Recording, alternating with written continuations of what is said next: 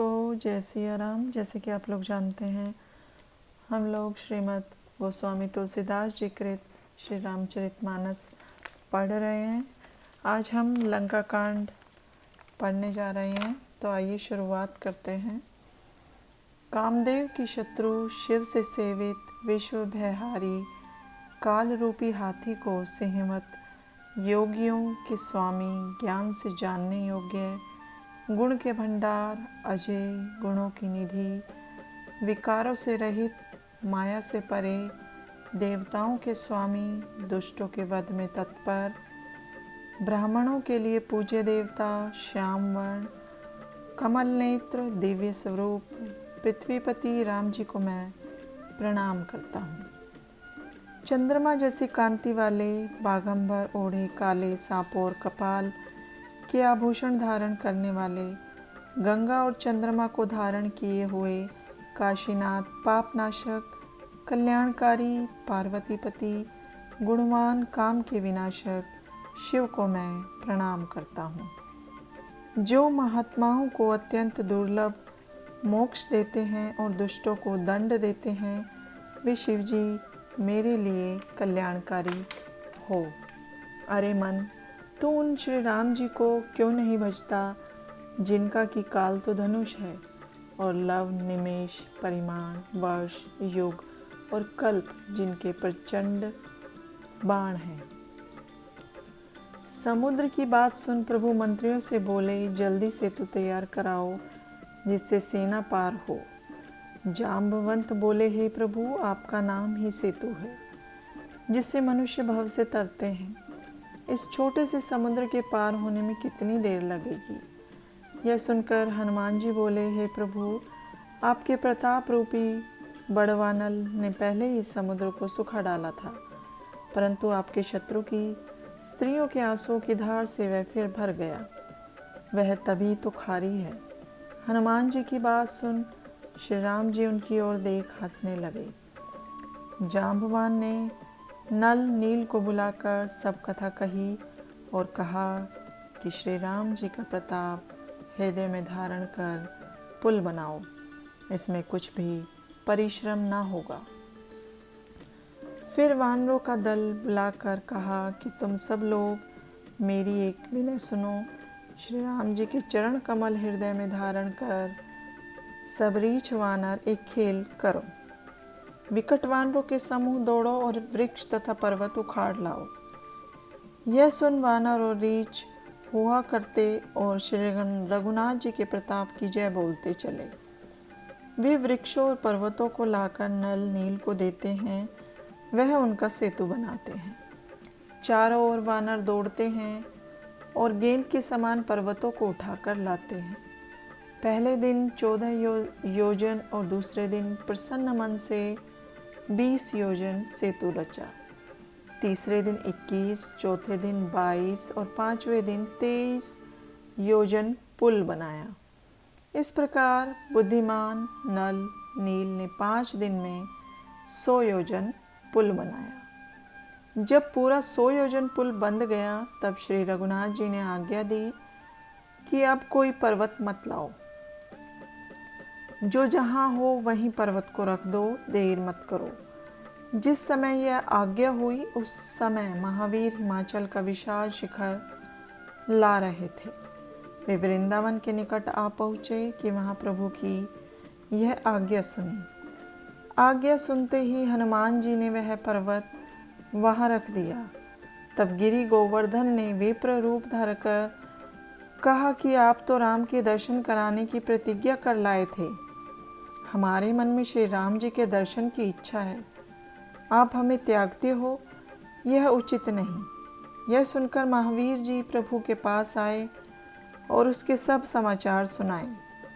श्री रघुनाथ जी ने कहा, तुम जाकर कहो कि द्वापर के अंत में मैं आकर दर्शन दूंगा और 7 दिन तक हाथ पर धारण करूंगा, जिससे त्रिलोकी में बड़ी महिमा फैलेगी। फिर महावीर जी ने उसके पास आकर प्रभु का सब संदेशा कहा, जिसे सुनकर गोवर्धन प्रेम मगन हो पापनाशक भगवान का स्मरण करने लगे। बंदर जो विशाल पर्वत को लाकर देते हैं, उन्हें नल नील गेंद की भांति हाथों में ले लेते हैं। सेतु की रचना देख कृपालु राम जी हंसकर बोले, यह सुंदर भूमि अति रमणीक है, इसकी अमित महिमा कही नहीं जा सकती। यहाँ मैं शिव जी की स्थापना करूँगा, यह मेरे हृदय में महान अभिलाषा है। यह सुन सुग्रीव ने दूत भेजकर मुनियों को बुलवाया। राम जी लिंग की स्थापना कर यथाविधि पूजा कर बोले, शिव जी के समान मुझे कोई प्रिय नहीं।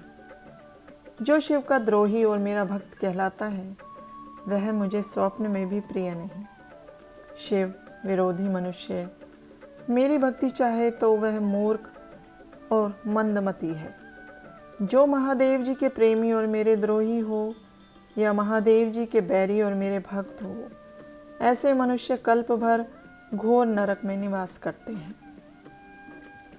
जो रामेश्वर के दर्शन करेंगे वे शरीर त्याग देने पर मेरे लोक को जाएंगे, और जो मनुष्य गंगा जल लाकर चढ़ाएंगे वे सायुज्य मोक्ष पावेंगे। जो रामेश्वर की निष्काम सेवा करेंगे उन्हें शिवजी मेरी भक्ति देंगे। जो मेरे बनाए सेतु का दर्शन करेंगे वे अनायास ही भवसागर से तर जाएंगे। श्री राम जी के ये वचन सबको भले लगे। तब मुनि अपने अपने आश्रमों को गए। हे पार्वती, रघुनाथ जी की यह रीति है कि वे सदा अपने भक्तों पर प्रेम रखते हैं। चतुर नील और नल ने पुल बांधा और राम जी की दया से उनका यश फैल गया। यह न समुद्र की महिमा है, न पत्थरों का गुण है और न बंदरों की करतूत है। जो पत्थर आप डूबते और दूसरों को डुबाते हैं वही नाव के समान हो गए। श्री राम जी के ही प्रताप से पत्थर समुद्र में तैर गए। जो लोग ऐसे श्री राम को त्याग कर दूसरे स्वामी को भजते हैं वे मूर्ख हैं। सेतु बहुत ही दृढ़ बनाया, जिसे देख राम जी का मन प्रसन्न हुआ। सेतु पर जो सेना चली उसका वर्णन नहीं हो सकता। वानर योद्धाओं के दल गरजते हैं। सेतु के पास चढ़कर श्री रघुनाथ जी समुद्र का विस्तार देखने लगे तो कृपा के धाम श्री राम जी के दर्शन के लिए सब जलचर जीव जल के ऊपर आ गए। अनेक मगर, घड़ियाल, मछली और सर्प, जिनका विशाल शरीर 100 योजन तक का था, जो एक दूसरे को पकड़कर खा जाएं, एक के डर से एक भाग जावे, सब स्थिर हो श्री राम जी को देख रहे हैं, मन में प्रसन्न हैं। उनकी ओट हो जाने से जल नहीं दिख पड़ता था। वे प्रभु का रूप देखकर प्रेम में मगन हो गए। जो कटक चला उसका वर्णन नहीं हो सकता। कपि सेना का वर्णन अकथनीय है। सेतु बंध पर बड़ी भीड़ हुई। तब अनेकों वानर आकाश मार्ग से उड़कर चले। कोई तो जलचरों के ऊपर चढ़ चढ़ कर बिना परिश्रम के ही पार हुए जा रहे हैं। दोनों भाई यह देखकर हंसे। कृपालु श्री राम जी आगे चले। सेना सहित राम जी समुद्र पार उतर गए। सेनापतियों की भीड़ का वर्णन नहीं हो सकता। समुद्र पार करके राम जी ने डेरा डालकर सब वानरों को आज्ञा दी कि सब आकर सुंदर फल फूल खाओ। यह सुन रीछ वानर इधर उधर दौड़ पड़े। राम जी के हितार्थ सब वृक्ष समय व असमय का नियम त्याग फल वाले हो गए। वानर मीठे फल खाने, डालों को हिलाने तथा लंका में पत्थर फेंकने लगे। जहाँ कई राक्षस को घूमता पाते हैं उसे घेर कर दांतों से उसके नाक कान काट कर राम जी का उससे सुयश कहलवा कर उसे जाने देते हैं। जिनके नाक कान कटे थे उन्होंने रावण से सब हाल कहा। समुद्र का सेतु बंध गया। ये कानों से सुनते ही रावण व्याकुल हो दशो दिशाओं मुखों से बोल उठा, क्या जल निधि, नीर निधि, जलधि, सिंधु, वारिश, तोय निधि, पंक निधि, उदधि, पयोधि, नदीश को बांध लिया। रावण को शाप था कि दशों मुखों से बोलेगा तो मृत्यु होगी। फिर अपनी व्याकुलता समझ कर हंसा और भय को भुलाकर घर को चला। जब मंदोदरी ने सुना कि राम जी समुद्र का पुल बनाकर लंका में आ गए हैं, तब पति को राजभवन में ले जाकर उसके चरणों में सिर नवा और अंचल फैलाकर कहा, हे प्रियतम, क्रोध त्याग मेरे वचन सुनिए। हे नाथ, उसी से वैर करना उचित है जिसको भुजबल से जीत सके। तुम में और राम जी में सचमुच उतना ही अंतर है जितना जुगनू और सूर्य में होता है। जिन्होंने मधुकैटभ को मारा, दीति के पुत्रों का नाश किया, राजा बलि को बांधा और सहस्त्रबाहु को मारा, वे ही पृथ्वी का भार उतारने के लिए अवतरित हुए हैं। अतः हे नाथ, उनसे बैर न कीजिए। काल, कर्म और गुण उनके हाथ में है। श्री राम जी के कमल रूपी चरणों में सिर नवाकर जानकी जी को उन्हें सौंप दो और पुत्र को राज्य देकर वन में जाकर श्री रघुनाथ जी का भजन करो। हे नाथ, राम जी तो दयालु हैं, सामने जाने पर सिंह भी नहीं खाता। आपको जो करना था वह सब कर चुके, आपने सब चराचर के प्राणियों को जीत लिया है। हे दशमुख, वेद ऐसा कहते हैं कि चौथेपन में राजा का वन को चला जाए। हे प्रभु, जो रचना, पालन और संहार करने वाला है, अब उसका भजन कीजिए। हे नाथ, राम जी शरणागत पालक हैं। ममता और अभिमान त्याग कर उन्हें भजो, जिसके लिए मुनि उपाय करते हैं तथा वैराग्य लेते हैं। वही राम जी तुम पर दया करने आए हैं। हे प्रियतम, तुम यदि मेरी शिक्षा मान लोगे तो तीनों लोकों में तुम्हारा पवित्र यश फैल जाएगा। यह कह नेत्रों में आंसू भरकर पति के चरण पकड़ मंदोदरी बोली, हे स्वामी, श्री राम जी के चरणों का भजन करिए, जिससे मेरा सौभाग्य अचल हो जाए। तब रावण पैरों में से मंदोदरी को उठा अपनी प्रभुता कहने लगा कि हे प्रिय, तुम व्यर्थ ही डरती हो। संसार में मेरे समान योद्धा कौन है? मैंने अपने बाहुबल से वरुण, कुबेर, पवन, यम, काल और सब दिक्पालों को जीत लिया है। देवता, दैत्य, मनुष्य मेरे अधीन हैं। फिर किस कारण तेरे मन में भय उपजा? रावण मंदोदरी को समझाकर सभा में जा बैठा। मंदोदरी ने जान लिया कि काल के वशीभूत होने से उन्हें अहंकार हो गया है। सभा में पहुंच मंत्रियों से पूछा कि शत्रु से कैसे लड़े। मंत्री बोले, हे प्रभु, बार बार क्या पूछते हो? कहो, क्या डर है? मनुष्य, बंदर और रीछ तो हमारा आहार है। सब मंत्रियों की बातें सुनकर हाथ जोड़ प्रहस्त बोला, हे प्रभु, नीति का विरोध मत कीजिए। इन मंत्रियों की बुद्धि अत्यंत कम है।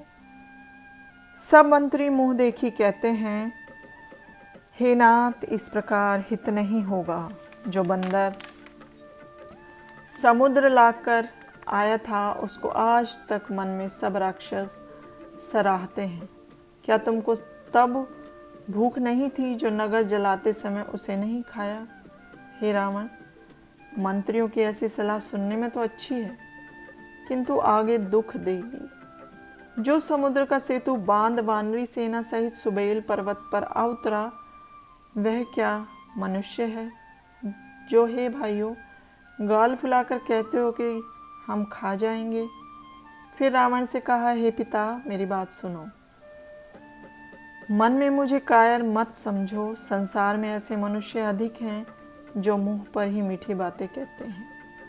हे नाथ, परमहित की कठोर बातें कहने सुनने वाले व्यक्ति थोड़े ही होते हैं। सुनिए, नीति तो यह है, पहले दूत भेजिए, फिर सीता को लौटाकर मित्रता कर लीजिए। वे यदि स्त्री को पाकर लौट जाएं तो झगड़ा ना बढ़ाइए। नहीं तो हे नाथ, युद्ध में सम्मुख हो ललकार कर समर कीजिए। हे प्रभु, यदि आपने मेरी सलाह मान ली तो संसार में आपका सुयश होगा। तब क्रोधित हो रावण बोला, रे मूर्ख, तुझे किसने ऐसी मति दी है? अभी से तेरे हृदय में संदेह है। तू बांस के वंश में घमोई हुआ है। पिता के कठोर वचन सुन प्रहस्त कटु वचन कहकर घर को चला कि भले ही कि सम्मति तुझे वैसी ही अच्छी नहीं लगती जैसे काल के वशीभूत प्राणी को औषधि। सायकाल रावण अपनी विषभुजाएं देखता हुआ राजभवन को चला। लंका में पर्वत की चोटी पर एक महल था जहां विचित्र अखाड़ा लगता था। वहां जाकर रावण बैठ गया। किन्नर व गंधर्व गाने लगे। ताल, पखावज और वीणा आदि बाजे बज रहे थे तथा चतुर अप्सराएं नाच रही थी। सो इंद्रों के समान रावण सुख भोगता था। यद्यपि महाबलवान शत्रु सिर पर चढ़ा है तो भी उसके मन में भय नहीं है। सुवेल पर्वत पर राम जी की सेना सहित उतरने पर बड़ी भीड़ हो गई। उस पर्वत की एक चोटी जो बड़ी ऊंची, समतल और सुंदर थी, वहां लक्ष्मण जी ने कोमल फूल अपने हाथों से बिछाए। उनके ऊपर सुंदर और कोमल मृगछाला बिछाई। उस आसन पर श्री राम जी बैठे प्रभु सुग्रीव की गोद में अपना सिर रखे हैं और दाहिने धनुष में बाएं तरकश धरे हैं। कमल सरीखे हाथों से बाण सुधारते हैं। विभीषण कान में सलाह करते हैं। अंगद और हनुमान जी चरण कमल दबाते हैं। कमर में तरकश बांधे और हाथ में धनुष बाण लिए लक्ष्मण जी विरासन लगाए प्रभु के पीछे बैठे हैं। दयाशील और गुणों का धाम राम जी विराजमान हैं। वे धन्य हैं जो इस प्रकार के ध्यान में तल्लीन रहते हैं। पूर्व दिशा की ओर राम जी ने उदय होते हुए चंद्र को देख कहा कि सिंह के समान निर्भीक चंद्रमा को देखो, जो पूर्व दिशा में निवास करता है। प्रताप, तेज और बल का भंडार है। अंधकार रूपी हाथों का मस्तक विदीर्ण कर चंद्रमा रूपी सिंह आकाश रूपी वन में घूमता है। आकाश में नक्षत्र छिटक रहे हैं। वे रात्रि रूपी सुंदरी के आभूषण हैं। राम जी बोले, भाइयों, चंद्रमा में यह श्यामलता क्यों है? अपनी बुद्धि से बताइए। सुग्रीव बोले, हे राम जी, चंद्रमा में यह भूमि की परछाई दिख पड़ती है। कोई बोला, चंद्रमा को राहु ने मारा है, उसी से उसकी श्यामलता हृदय में पड़ी है। कोई बोला, ब्रह्मा ने जब रति का मुख बनाया था तब चंद्रमा का सार निकाल लिया था, यही छिद्र चंद्रमा के हृदय में है, उसकी ही परछाई दिख पड़ती है। प्रभु ने कहा, विष चंद्रमा का भाई है, अत्यंत प्रिय भाई को इसने हृदय में बसाया है। इसी से यह विषैली किरणों को फैलाकर विरही स्त्री पुरुषों को जलाता है। हनुमान जी बोले, हे प्रभु सुनिए, चंद्रमा आपका प्यारा भक्त है, आपकी मूर्ति उसके हृदय में वास करती है, यह वही श्यामलता चमकती है। हनुमान जी के वचन सुन श्री राम जी हंसे। फिर दक्षिण की ओर देख कृपालु बोले, हे विभीषण, दक्षिण में देखो, मेघ उठ रहे हैं, बिजली चमकती है, बादल मधुर ध्वनि से गरजते हैं, मानो कठोर पत्थर व ओलों की वर्षा हुआ चाहती है। विभीषण ने कहा, हे कृपालु, यह न तो बिजली है और न बादलों की घटा है, बल्कि लंका के शिखर पर सुंदर पर्वत है जहाँ रावण का अखाड़ा है। रावण के सिर पर जो मेघ अडंबर छत्र है, वही मानो बादलों की अति काली घटा है। मंदोदरी के कानों में जो कर्णफूल है, वही बिजली के समान चमकते हैं। हे देवराज, यह जो अनोखे ताल और मृदंग बजते हैं, वही बादलों की सरस ध्वनि है। रावण का मत सुनकर प्रभु हंसे और धनुष चढ़ाकर बाण संधाना। सभी को जय सिया राम। आज के लिए इतना ही। अब इससे आगे हम अगली वीडियो में पढ़ेंगे। तब तक के लिए जय सिया राम।